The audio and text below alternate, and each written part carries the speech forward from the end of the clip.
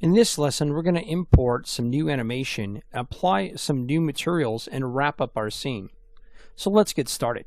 So here we have a different animation. If you look, if I scroll through the timeline a little bit here, you'll see this sleeping, enormous head of danger, whatever you want to call it. Just the scary looking guy just kind of floating there. He's the guardian of the sword, if you didn't know already. And what I have here is I have a simple animation set up here with our controllers. You'll see my keyframes on these rings. And what we want to do is export this out. So it's not like our simple blend shape we had before. We have a bone system in this guy, not just one bone. And we have the blend shape set in already. So what we need to do is select the root bone. You'll see it's already baked, but I want to go through this because it's really important to understand how this works, or you can kind of mess up your importing. I'm going to go to Edit, and I'm going to go to Select Hierarchy. It's going to go up the chain, and then I want to Shift Select my geo. You have to make sure you go to Hierarchy. Whenever you have a character rig, whenever you have animation coming in, whatever it might be, you always have to get into that hierarchy, and that way Unreal knows that each bone is set to that particular animation and won't count it out. Again, we do the bake like we talked about before, simple stuff, keys, bake simulation. You can see that right there. And then we want to go over some real quick methods you have to look out for. We're going to export selection here. So we have some options in FBX we have to really not miss. And we'll just call this HED, or HED in this case, if you're from a different part of the world. We'll save it there for now. And we have smooth groups like before. We have it set in, and we have animation.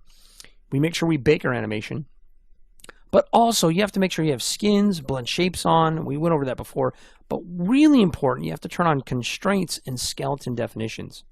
And the reason why we want to turn on constraints is because I have these controllers under parent constraint, and it'll actually read things a lot better with this on, and you'll have less chance of errors when you have that. So just keep that in mind. It's good to keep that on when you're just raw sending out animation out of Maya.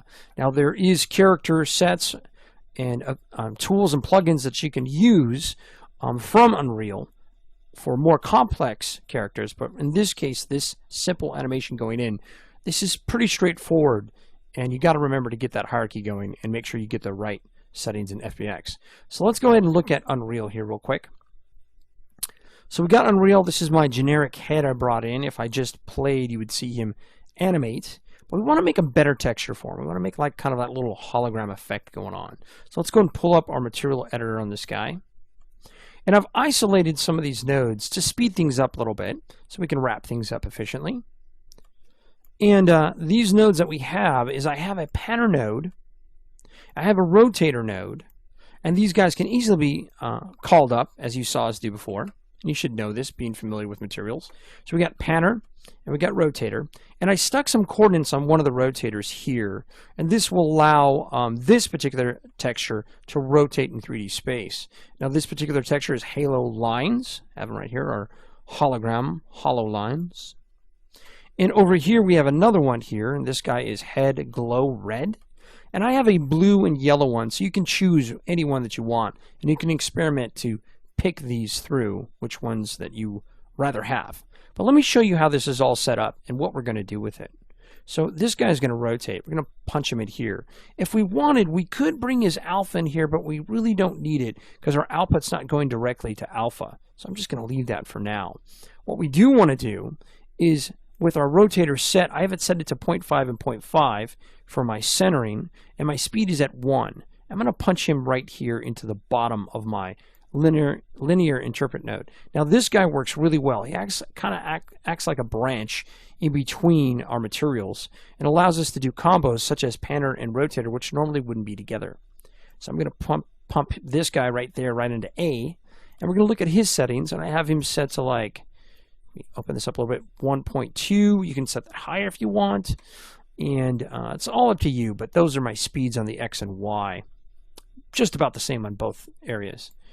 And then I'm going to grab this guy here. We're going to put this guy right into our UVs. So now it's affecting and rotating this guy. And you'll see it like rotate and move around. And I'm also going to bring this in, because I'm going to punch this into the glow. Bring my material here on B and my constant, which we'll use as a controller for the amount, and we set it to 15, and then we're going to pull this all together by pulling him in right into our emissive color right there. And you'll see him glow. He has a nice glow to him. So with that set up, I'm going to click on our material. I have it as translucent, which is one of the better ways to get this guy to look like kind of a magic hologram, or, you know, it's an energy from another world. This allows you to have that a little bit there by turning on translucent. And we have some of the options in translucent we can play with. Now again, this is entirely up to you with the kind of effect you want to go for. But what I have set here, we have static light on, we have morph target set, and you always want to turn that on. Now 3D Studio Max has a morph target node you can use, which allows the script to work really nicely. But you don't really have to use that so much for Maya. So we go and move this down here. Good to go. I think we're all set. Now we can play with a little bit of our translucent self-shadowing quality, and I bump mine up a little bit from the default. I have 0.7 on here, but you can play with some of these numbers, and they should work okay. There's also translucent self-shadow density scale. Now you got to be careful with translucency. Again, like I said earlier with the crystals, doesn't really give you complete accurate light, and as it passes through in an Unreal 4.4. The shadow will look kind of pixelated and not quite complete, so it doesn't quite do it completely accurate. It does a pretty good job, though. It's not bad. All right, so we got that set up, and we're going to add one more, this guy that we had earlier.